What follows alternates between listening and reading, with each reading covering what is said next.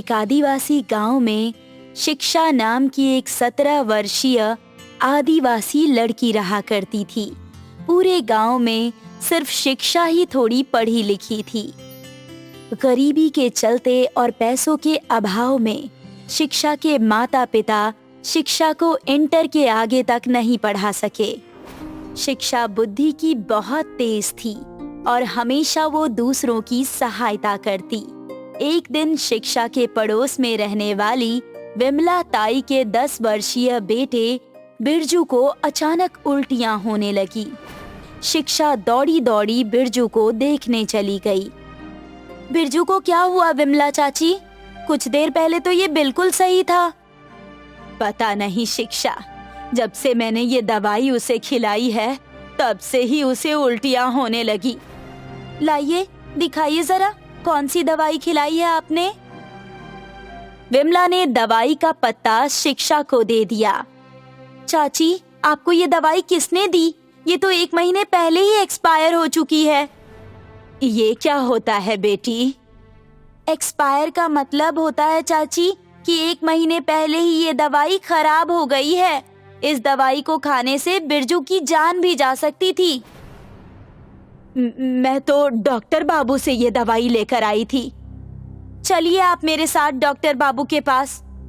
शिक्षा विमला को डॉक्टर के पास लेकर जाती है और डॉक्टर से कहती है, आपने चाची को ये एक्सपायर दवाई क्यों दी?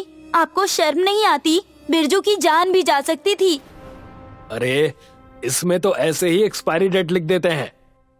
तुम्हें पता है, एक्सपायरी डेट खत्म हो जाने के बाद भी 6 महीने तक इन दवाइयों को खाने से कुछ नहीं होता। आप क्या मुझे बेवकूफ समझते हैं? मैं एक पढ़ी लिखी लड़की हूँ। आप अपनी डिग्री के बल पर मेरे भोले भाले अशिक्षित गांव वालों को बेवकूफ बना सकते हैं, पर मुझे नहीं। मैं आपकी सरकार से शिकायत करूंगी। इतना कहकर शिक्षा गुस्से में विमला को लेकर वहाँ से चली गई। तभी वहाँ पर गांव का मुखिया आ गया। क्या बात है डॉक्टर बाबू, ये शिक्षा यहाँ क्या करने आई थी? मुखिया जी, सरकार इन गरीब आदिवासियों को जो भी मुफ्त में दवाइयाँ देती है वो तो तुम ले जाते हो और शहर में बने अपने मेडिकल पर बेच देते हो, और गांव में सुननी मुझे पड़ती है। तो मैं तुझे उसका हिस्सा भी तो देता हूँ। तो फिर शिक्षा का कुछ कीजिए मुखिया जी। अगर गलती से उसने सरकार से हमारी शिकायत कर दी ना, तो मेरी डॉक्टरी तो जाएगी ही जाएगी, साथ में आपकी मुखियागिरी भी। घबराओ मत डॉक्टर, शिक्षा की शिक्षा का इलाज मैं बहुत जल्दी कर दूंगा। मैं भी इससे बहुत ज्यादा परेशान हो गया हूँ। ये लड़की जरा सा पढ़ लिख कर क्या आ गई, खुद को ही इस गांव की प्रधान समझने लगी है। कुछ दिनों बाद उस गांव में एक भयानक बाढ़ आ गई। बाढ़ आने से वो आदिवासी गांव तहस नहस हो गया। गांव वालों का सब कुछ बाढ़ के पानी में बह गया। बेचारे आदिवासियों के पास पहनने के लिए कपड़े भी नहीं बचे थे। शिक्षा मदद मांगने मुखिया के पास चली गई। सभी गांव के लोगों ने ही आपको चुनकर मुखिया बनाया है और उनकी मदद करना आपका कर्तव्य है। बेचारे गांव वाले कई दिनों से भूखे हैं। कपड़े न होने की वजह से वो कहीं काम पर भी नहीं जा सकते। आप उनकी मदद क्यों नहीं करते? देख शिक्षा, मैंने उन भिखारियों की मदद का कोई ठेका नहीं ले रखा। अरे, बाढ़ के पानी ने सिर्फ इसी गांव का नहीं, न जाने कितने गांव का नुकसान किया है। तुम लोगों को तो इस बात पर प्रसन्न होना चाहिए कि तुम सब जिंदा बच गए, वरना बहुत से लोग तो जीवित भी नहीं बचे। ये कैसी बातें कर रहे हैं आप? मत भूलिए कि आप भी आदिवासी हैं। ऐसी बात करते हुए आपको शर्म नहीं आती? अरे तो क्या करूं? अपनी हवेली बेचकर उन भूखे और नंगे आदिवासियों के लिए नए कपड़े लेकर आऊं क्या? मैं सब जानती हूँ मुखिया जी। ये हवेली भी आपने चोरी करके ही बनाई है। जो पैसा सरकार हम गरीब आदिवासियों के लिए भेजती है वो तो हम तक पहुँच ही नहीं पाता। उसे तो आपके जैसे मुखिया ही खा जाते हैं और डकार भी नहीं लेते। इतना कहकर शिक्षा वहाँ से गुस्से से चली गई। शिक्षा बहुत बुद्धिमान लड़की थी। गांव वालों की दुर्दशा उससे देखी नहीं जा रही थी।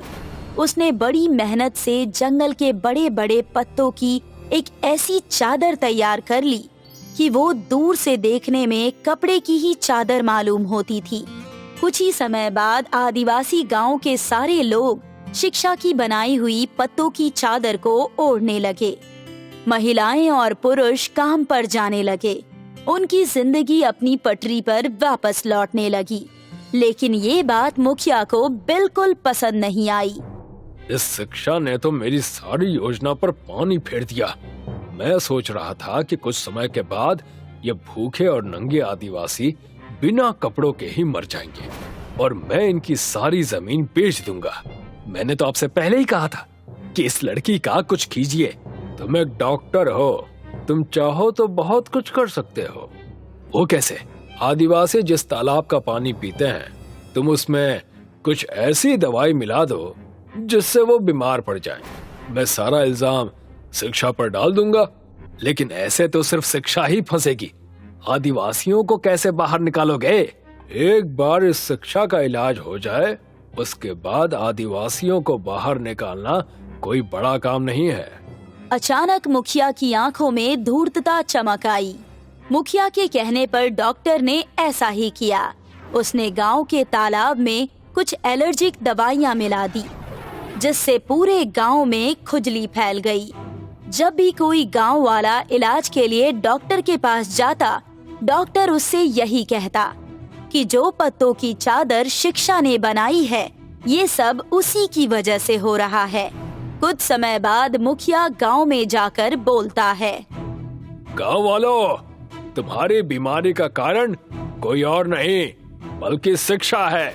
बाढ़ के बाद शिक्षा मदद मांगने के बहाने मेरी हवेली आई थी। सरकार ने मुझे तुम लोगों की मदद के लिए जो पैसे दिए थे, मैंने शिक्षा को दे दिए, ये सोचकर कि शिक्षा एक पढ़ी लिखी लड़की है।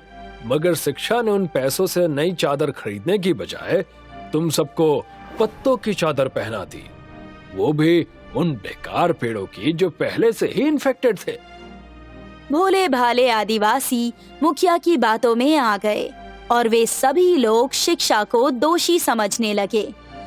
सभी गांव वाले शिक्षा के घर में घुस गए। तभी गांव का मुखिया बोला, मैंने पुलिस को यहाँ बुला लिया है। तुम सब इसके खिलाफ गवाही पुलिस को दे देना। इसकी सजा यही है कि सारी जिंदगी जेल में काटे।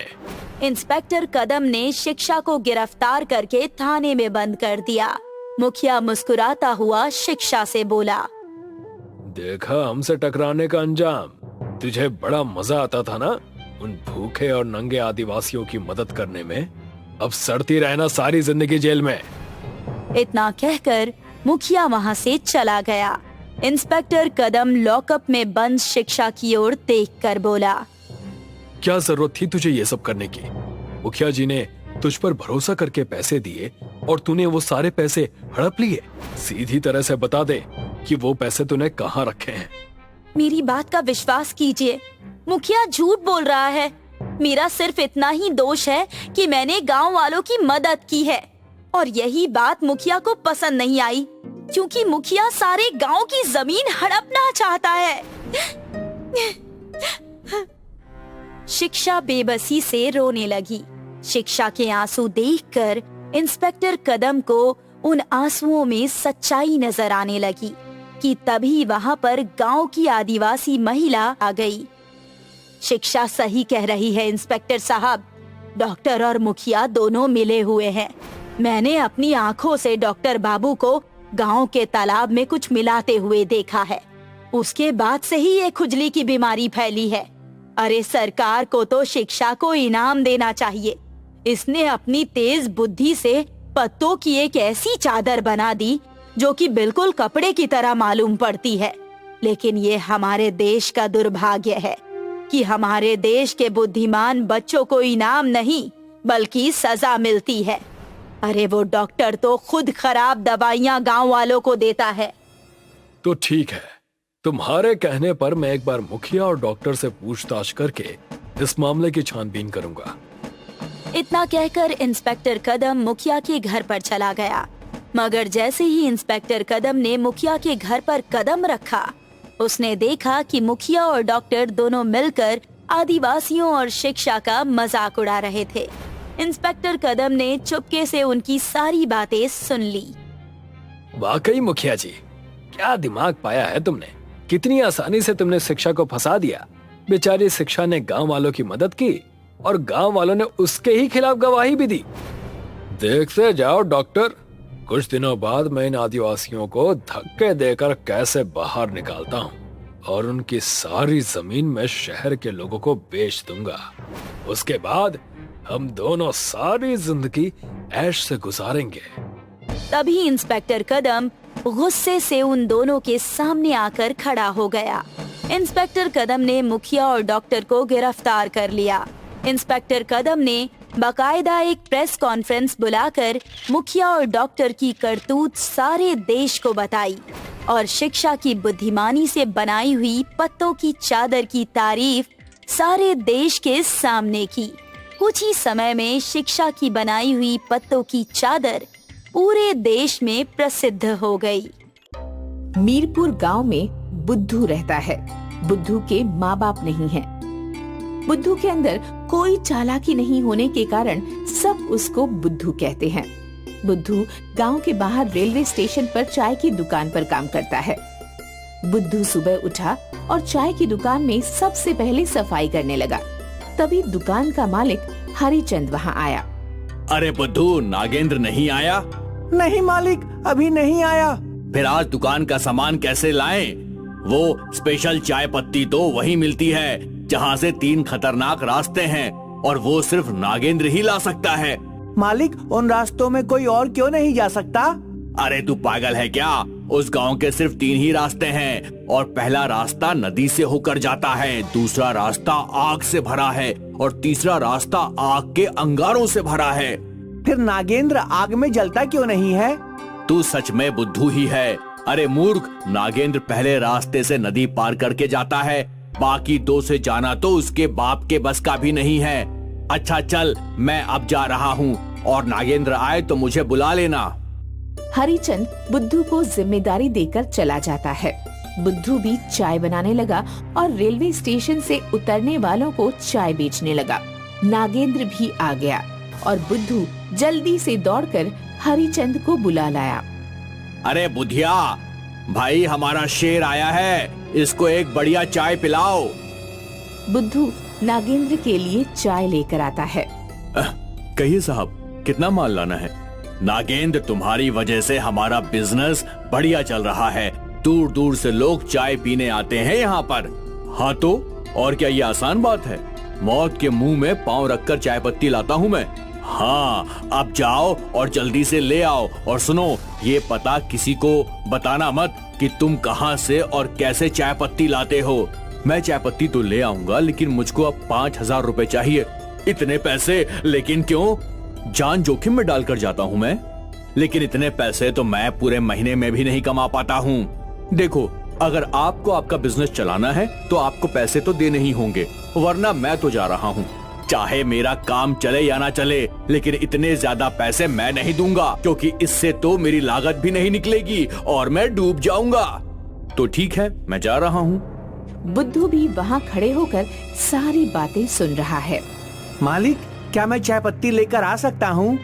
अबे तेरा दिमाग खराब है क्या? तूने एक कहावत नहीं सुनी क्या? जिसका काम उसी को साझे। तेरे बस में नहीं है ये, तू सिर्फ चाय बना। मैं एक बार कोशिश कर सकता हूँ। मैं पहले से ही अपने बिजनेस के डूबने के लिए परेशान हो रहा हूँ, क्योंकि उस चाय पत्ती के बिना मेरी दुकान नहीं चलने वाली। अब तू मेरा दिमाग खराब मत कर। हरिचंद भविष्य के बारे में चिंता करते हुए बहुत परेशान हो गया और वहीं जमीन पर ही लेट गया। बुद्धू से अपने मालिक की ये हालत देखी नहीं जा रही है, क्योंकि बुद्धू जानता है कि इस दुनिया में उसका कोई सहारा नहीं है। मैं दिमाग से बुद्धू हूँ, लेकिन मैं जरूर उस जगह पर जाऊंगा। बुद्धू अपने मालिक को बिना बताए उस गांव की ओर चल दिया और कुछ घंटे चलने के बाद ही बुद्धू को 3 रास्ते दिखाई दिए। पहला रास्ता सीधा जा रहा है, जिस पर नदी है और बहुत ज्यादा पानी है। दूसरा रास्ता बाएं तरफ से है और उस पर बहुत ज्यादा आग है। जब बुद्धू दाएं तरफ देखता है तो डर जाता है, क्योंकि वहाँ आग के दहकते हुए अंगारे हैं। हे भगवान, ये कैसे रास्ते हैं? मैं कैसे जाऊंगा अंदर? लेकिन मुझे जाना होगा, क्योंकि मैं अपने मालिक की ये हालत नहीं देख सकता हूँ। इसलिए मैं नदी तैर कर जाऊंगा, और अगर ये नदी मुझे डुबाएगी तो डुबा ले, लेकिन जिसने मुझे बेटे की तरह पाला है, मैं उनके साथ कुछ गलत नहीं होने दूंगा। बुद्धू हाथ जोड़कर आंखें बंद करके डरते हुए नदी में कदम रखता है, लेकिन बुद्धू को महसूस होता है कि नीचे कोई रास्ता है। बुद्धू ने आंखें खोलकर देखा कि उसके पैरों के नीचे रास्ता है। नदी के ऊपर एक रास्ता बन गया। बुद्धू ये देखकर उछल गया और उसने आसानी से नदी पार कर ली। जब बुद्धू पत्तियां लेकर वापस आया तो नदी का रास्ता बोल पड़ा, बुद्धू, तुम कल भी आओगे ना? कौन है यहाँ? अरे बुद्धू, मैं जादुई रास्ता हूँ। तुम्हारे ऊपर दया करके मैंने तुम्हारी मदद की है। अब तुम रोज यहाँ आ सकते हो। धन्यवाद जादुई रास्ते, अब मैं रोज यहाँ आया करूँगा। बुद्धू खुशी खुशी दुकान की ओर चल दिया। बुद्धू हरिचंद को बिना कुछ बताए दुकान से भागा था, इसलिए हरिचंद बहुत गुस्से में है और बुद्धू के आने का इंतजार कर रहा है। तभी उसकी नजर मुस्कुराते हुए बुद्धू पर पड़ गई। बुद्धू को मुस्कुराता हुआ देखकर हरिचंद का गुस्सा और तेज हो गया। उसने एक डंडा उठाया और बुद्धू को मारना चालू कर दिया। कहाँ गया था? मैं जादुई रास्ते से आपके लिए पत्तियां लाने गया था। बुद्धू ने पत्तियां हरिचंद के हाथ पर रख दी। ये देखकर हरिचंद को बहुत हैरानी भी हुई, लेकिन उसको बहुत रोना आया। उसने बुद्धू को गले लगा लिया और अपना बेटा मान लिया। अधिक पैसों के लालच में नागेंद्र ने अपने पेट पर खुद लात मारी थी, इसलिए अब उसने बुद्धू पर नजर बनानी शुरू कर दी और एक दिन बुद्धू को जादुई रास्ते के पास रोक लिया। अरे बुद्धू रुको, तुम इसमें डूबकर मर जाओगे। नहीं नहीं भाई, मैं इसमें नहीं डूबूंगा, ये एक जादुई रास्ता है। बुद्धू ने अपने भोलेपन में नागेंद्र को भी सारी बात बता दी। अच्छा बेटा, बड़े हैवी ड्राइवर हो तुम तो, कुछ तो तुम्हारा करना पड़ेगा। नागेंद्र ने बुद्धू को एक पेड़ से बांध दिया। अरे भैया, क्या कर रहे हो? अब तू यही मर, कोई जंगली जानवर आएगा और तुझे खाएगा। नागेंद्र ने जैसे ही नदी में कदम रखा, नदी ने उसे अपनी ओर खींच लिया और तीनों रास्ते आपस में मिल गए। अब नागेंद्र आग में जलता रहा और पानी में भी डूब गया। कुछ देर तड़पने के बाद उसकी मौत हो गई और रास्तों से आवाज आई, हम तीनों जादुई रास्ते सिर्फ भोले भाले लोगों पर ही दया करते हैं। जो भी हमारा चालाकी से दुरुपयोग करने की कोशिश करता है, हम उसका यही हाल करते हैं। आओ बुद्धू, चाय पत्ती ले आओ और ये 2 मटके भी उठा लो। बुद्धू हीरे जवाहरात से भरे 2 मटके लेकर दुकान पर पहुंचा और हरिचंद ने 1 महीने में ही एक बड़ा होटल खोल लिया, जिसमें वो चाय उसकी ब्रांड बन गई और बुद्धू की भी शादी हो गई। बुद्धू अभी भी जादुई रास्तों की सहायता से चाय पत्तियां लेकर आता है, जिसकी वजह से दूर दूर उसकी ख्याति फैल गई। एक शहर में रवीना अपने मम्मी पापा के साथ रहती है। रवीना के पापा एक बड़े बिजनेसमैन हैं। रवीना बहुत अमीर लड़की है और उसकी पढ़ाई शहर के बड़े स्कूल और कॉलेज से हुई है, जबकि उसके चाचा गांव में रहकर खेती बाड़ी करते हैं। उनकी भी एक बेटी है जिसका नाम सिमरन है। सिमरन की पढ़ाई गांव में ही हुई है। रवीना की पढ़ाई पूरी हो गई है, अब उसकी शादी है, इसलिए वो गांव से 1 महीने पहले ही सिमरन को बुला लेती है ताकि वो घर के काम संभाल सके। सिमरन, you're most welcome in our luxury house. ओह, शायद तुम नहीं समझी हो। मैं बोल रही हूँ कि हमारे बड़े से घर में तुम्हारा स्वागत है। थैंक यू दीदी। हाँ हाँ जरूर, अब तू आ गई है तो सब सीख ही जाएगी। वैसे तूने गांव में इंग्लिश बोलना तो नहीं सीखा होगा और तेरे पापा ने तुझे सरकारी स्कूल में ही पढ़ाया होगा। दीदी, गांव में सरकारी स्कूल ही होते हैं। हाँ हाँ मैं समझ गई। वैसे भी औकात नहीं है तुम लोगों की कि प्राइवेट स्कूल में जा सको। दीदी अंदर चलें? हाँ हाँ जरूर। रवीना सिमरन को अंदर लेकर चली जाती है और सिमरन के गरीब होने के कारण उसको खूब ताने देती है। सिमरन यहाँ सारा दिन काम करती है और फिर इनके ताने भी सुनती है, इसलिए सिमरन को आज रोना आ गया। पापा ने मुझे कहाँ भेज दिया। और मम्मी ने कहा है कि किसी को उल्टा जवाब नहीं देना। और ये रवीना तो अपनी सारी हदें पार कर चुकी है। भगवान, आपने मुझे इतना गरीब क्यों बनाया कि अपनी बहन भी मजाक बना रही है। तभी बाहर से रवीना आ जाती है। सिमरन, तुम अभी बिजी हो क्या? नहीं नहीं दीदी, मैं तो बिल्कुल बिजी नहीं हूँ, मैं तो फ्री हूँ। चलो तो फिर मार्केट चलते हैं, मेरे फ्रेंड्स भी आने वाले हैं, कुछ ढंग का पहन लेना। दीदी, मेरे पास तो सलवार सूट ही है, मैं इसके अलावा क्या पहनूं? अरे यार, तुम गांव के लोग भी ना जाने क्या क्या पहनते हो। चलो कोई नहीं, वही कपड़े पहन लो, मैं बाजार से तुम्हें कोई टॉप दिलवा दूंगी। रवीना बाजार में सिमरन को लेकर शादी की शॉपिंग करने चली जाती है। रवीना सिमरन को लेकर सबसे पहले लहंगे की दुकान पर जाती है।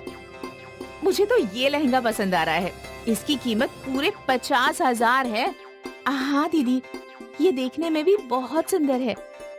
हाँ, लेकिन तू सिर्फ इसके ख्वाब ही देख सकती है, क्योंकि तेरी शादी भी सूट में ही होनी है। चलो ना दीदी, कहीं और चलते हैं। अरे, ये मेरी शादी की शॉपिंग हो रही है, ऐसे होता है क्या? कितनी जल्दी आओ और चले जाओ। ये शहर के बड़े बिजनेसमैन की बेटी रवीना की शादी है, किसी गांव के किसान की नहीं। दीदी, आप हर बात पर मेरे पापा की बेइज्जती क्यों करती हो? ओ, बाबू को बुरा लगा? सॉरी बच्चा, मुझे पता नहीं था कि तेरे पापा के पास तो मर्सिडीज है और मैंने बैल बुग्गी बता दी। चल अब आजा, मैं तुझे भी कपड़े दिलवा देती हूँ, नहीं तो फिर मेरे दोस्त आ जाएंगे। नहीं, मुझे किसी से कुछ नहीं चाहिए। अच्छा ठीक है, तुझे कुछ नहीं चाहिए तो अब मैं अपनी बाकी की शॉपिंग कर लेती हूँ। ले, ये लहंगे का बैग तू पकड़ ले। सिमरन लहंगे का बैग पकड़कर चुपचाप चलने लगती है, लेकिन तभी रवीना की 2 फ्रेंड्स भी आ जाती हैं। वो लोग काफी देर तक बातें करते हैं। तभी उसकी एक फ्रेंड बोलती है, रवीना, ये कौन है? यार, आप लोग भी ना देख कर नहीं पहचान सकते? उसके कपड़े देखो, नौकरानी है वो मेरी, आज साथ ले आई ताकि मेरी हेल्प हो सके। हाँ यार, नौकरानी हो अगर तो कितना इजी हो जाता है ना सब करना। उनकी बातें सिमरन भी सुन लेती है और उसकी आंखों से आंसू आ जाते हैं। सिमरन सोच लेती है कि वो अब इस शहर में बिल्कुल नहीं रुकेगी। दीदी, मैं अपने गांव जा रही हूँ।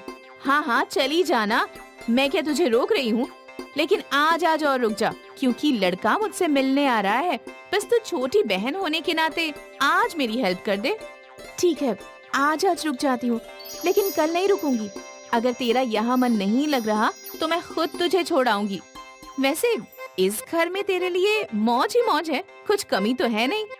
सिमरन रवीना की बात मान जाती है और शाम को लड़का विजय भी आ जाता है। सिमरन उसकी खूब देखभाल करती है। विजय चला जाता है और मंगनी की डेट भी फिक्स हो गई है, लेकिन सिमरन अपने घर नहीं गई और वो रवीना के पास ही रुक गई। फिर वो दिन भी आ गया जिसका सबको इंतजार था और रवीना के पापा ने बहुत अच्छी तैयारियां की। गांव से सिमरन के मम्मी पापा भी आ गए। अंगूठी पहनाने की रस्म शुरू हुई। मैं रवीना को अंगूठी नहीं पहना सकता। तुम्हारी हिम्मत कैसे हुई सभी लोगों के सामने ऐसे बात करने की? क्या तुम जानते नहीं कि मैं इस शहर के सबसे बड़े बिजनेसमैन की बेटी हूँ? मैं तुम्हारे बारे में सब कुछ जानता हूँ, इसलिए मना कर रहा हूँ। मैं सिमरन से शादी करूँगा। तुम्हारा दिमाग खराब है? तुम उसको जानते भी हो? मैं तुमसे पहले सिमरन को ही जानता था, और हाँ, ये सारा खेल हमने तुम्हारे घमंड को तोड़ने के लिए ही किया है। तुम पैसों से अमीर हो, लेकिन तुम धूल के बराबर हो, क्योंकि तुम्हारे पास कोई दिल नहीं है। और सिमरन सिर्फ पैसों से गरीब है, जबकि उसका दिल बहुत बड़ा है और वो गांव के सभी बच्चों को रोजाना फ्री में पढ़ाती भी है। उसका गांव में स्किल डेवलपमेंट का एक कोचिंग सेंटर है और वो भी बिल्कुल फ्री है। हम दोनों एक दूसरे को पहले से जानते हैं, बस तुम्हें तुम्हारी औकात दिखाने के लिए ये सब कुछ किया है। विजय और सिमरन की शादी हो जाती है और रवीना का घमंड चूर चूर हो जाता है।